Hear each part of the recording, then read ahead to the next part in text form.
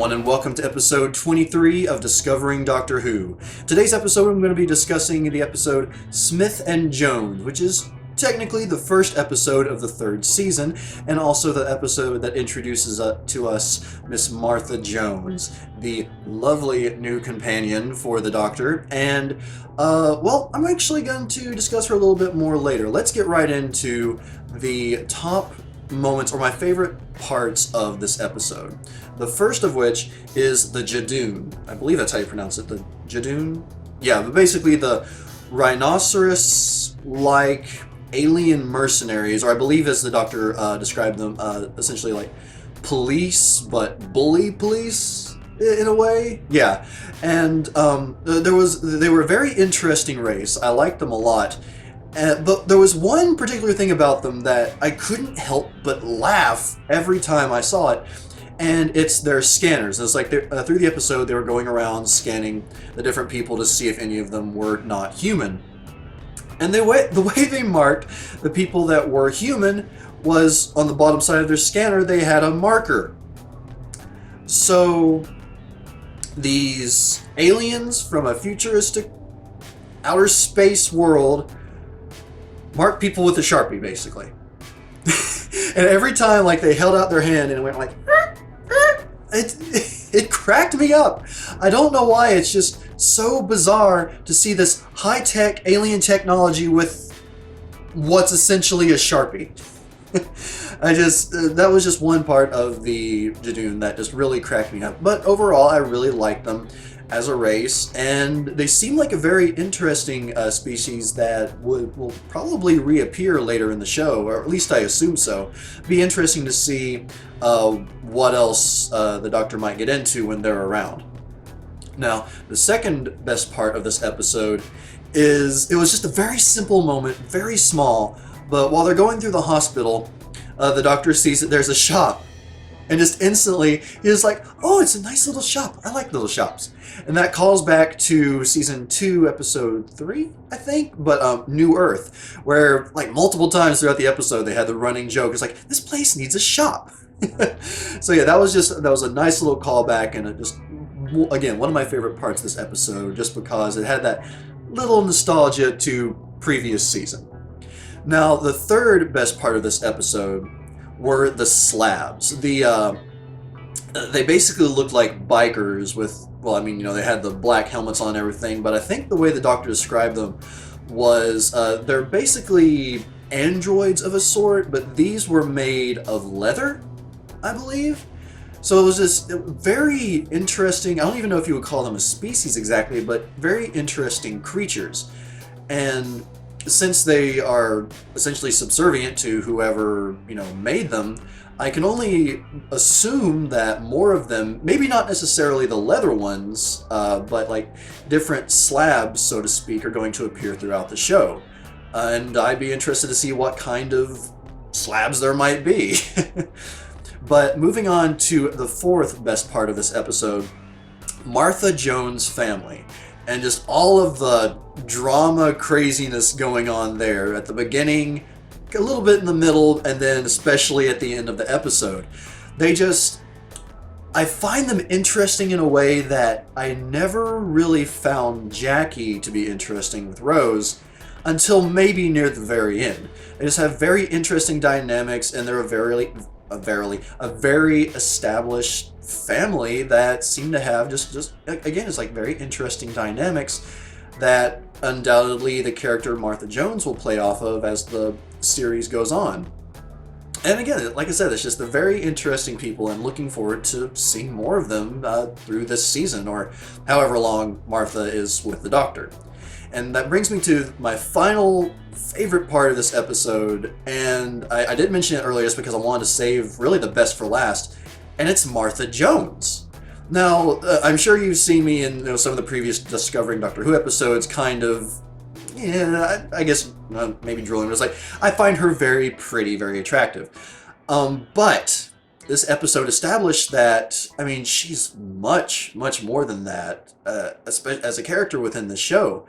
One thing that was sort of a defining feature for Rose when she came on was she was stuck in life, and the doctor came along and helped her escape from that boring life that she really, I mean, she was just kind of stuck, or at least, that was, I guess, revealed to us later. It's like she was just in a dead-end spot in her life and really just doing nothing. Martha, on the other hand, she is, I can't remember if she's an employee at the hospital or if she's a student. Well, she mentions that she has exams near the end before she goes off with the doctor, so I guess she's sort of a student. But I mean, more than anything, I mean, she's doing something with her life. She's building up a career, and I mean, she's a very established character as far as her life goes. And I mean, especially the way she talks with her family and all the drama that's going on, she's the most well-rounded one. And as we discover with her interactions with the doctor throughout the episode, she's very smart, very inquisitive, and she's fearless to a point. I mean, they're up in space on the moon, and even though we find out that there's like a force field keeping the oxygen in, keeping people from, whatever would happen if they're exposed to, no atmosphere, she takes that step out onto the balcony, or outside of the doors at least, and that was just, I just thought it was a great introduction to this character. Now, I mean, obviously there's going to be a lot more to learn about her as the season goes on, and she may or may not, I guess, live up to the expectations set by the previous companion, Rose, who we got to know for 2 entire seasons. But I feel like she...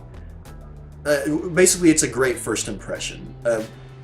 Off to a great start, and I mean, she just had a really nice rapport with the doctor, I felt. I don't know whether or not she's going to be like Rose and sort of fall in love with the doctor or not, but at least from the get-go, it seems like they have a, mostly platonic relationship. Of course, then again, at the beginning of the 9th Doctor's run, it seemed that way as well, so I don't know how that's going to go. But overall, I felt that Martha Jones was easily the best part of this episode, and I'm looking forward to going through more of this season, more of this series, however you want to refer to it, and get to know her better. I'm really looking forward to this.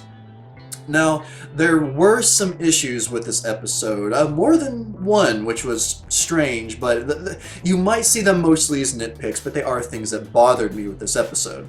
The first of which is Florence the Old Lady, or the plasmavore, the actual alien that the Judoon are looking for. She herself didn't bother me, but the way she drank blood was just very weird. She basically pulls out this little bendy straw. And I get that, it's the whole thing of like, technically Doctor Who is a kid's show, and, it's just something silly, just sort of making you think, oh, well, that looks harmless, but it's not. But I just feel like they could have had something other than a bendy straw, I mean, first of all, unless it's like cloaked in some way, how does the straw pierce the skin? Or even if she, I don't know. I mean, I'm sure there's ways to explain it. It just seemed really silly and honestly kind of stupid in my opinion. So yeah, the bendy straw. The second issue with this episode that I had was that when everyone realizes that they're on the moon. And this is one of those things that goes along with a lot of TV shows, a lot of movies, that if done properly can be effective, but I don't feel like they did. And that is, once everyone realizes they're on the moon or they're in outer space, it's just a simultaneous, everyone's freaking out. And like I said, if done right, it could be effective, but it would have been so much better if it had been like sort of a gradual process. Like instead of going from what's that to it was maybe one person starts to freak out, which sort of sets off a chain reaction. That would seem, at least to me, more realistic than the way it was presented. And I know that's just sort of a nitpicky thing, but it just really bothers me because it's like, oh, this looks stupid. From my perspective. Now, the third and final issue with this episode was well, the way that the sonic screwdriver, essentially. Now, the fact that it burnt out, I thought that was really interesting, and I thought that it could lead toward, things occurring in upcoming episodes as to how the Doctor gets a new sonic screwdriver, things of that nature. But nope, it's just at the end of the episode, oh, I have a new sonic screwdriver that I need to test run. How does he get a new sonic screwdriver? Does he just have a supply in the TARDIS? Where's the explanation?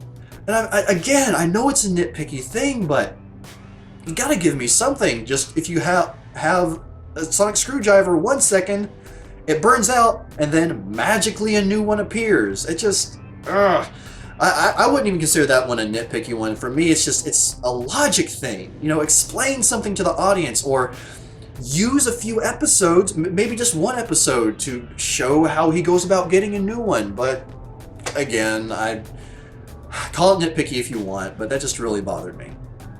And that actually brings me to the quote of the episode. And this is, you might find this one strange because it doesn't come from the Doctor and it doesn't come from Martha. It actually comes from someone whose name I didn't know throughout the episode, but it was sort of the Doctor, or maybe it was just an intern at the hospital that sort of acted like a he was the first person that the Judoon scanned, and he sort of led them through to try and keep some peace or amongst the people.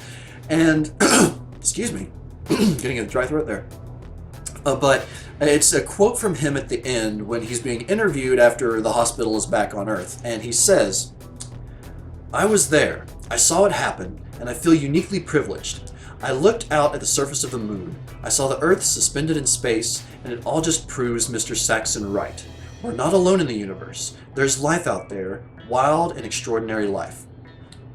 Now, the reason I picked this as the quote of the episode, two main reasons, one of which I'm sure you can guess. But the first is, hasn't it already been revealed on multiple occasions that there's life out there, that there are aliens, like, I don't know, the last two Christmas specials, the events when those occurred, the Cybermen, the Daleks invading, all that crap going on? Didn't that explain that there's life out there, that there are alien life forms?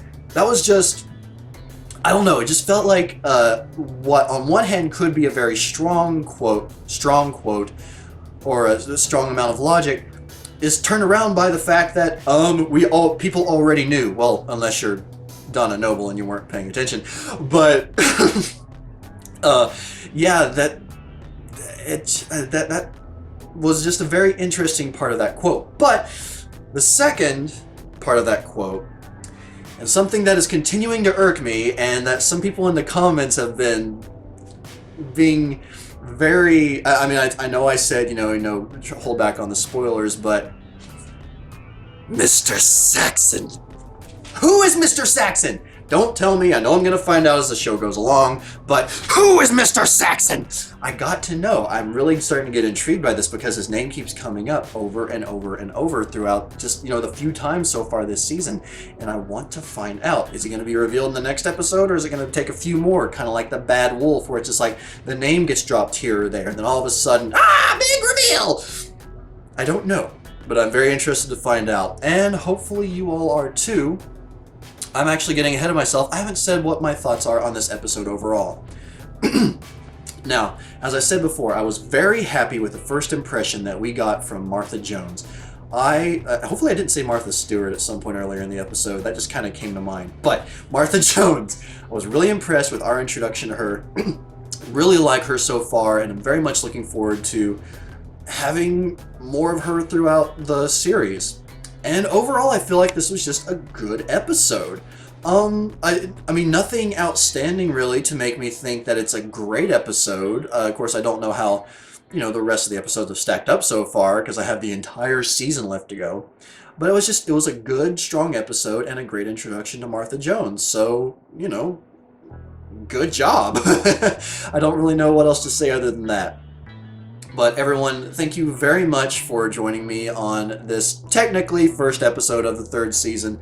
And as I said before, I'm definitely looking forward to getting into more of this season. Can't wait to see more of Martha Jones, see what her and the Doctor get into, find out who this Mr. I forgot his name already, Mr. Stark, Mr. Saxon! Where'd Mr. Stark come from? I don't know. Anyway, but Mr. Saxon, who are you?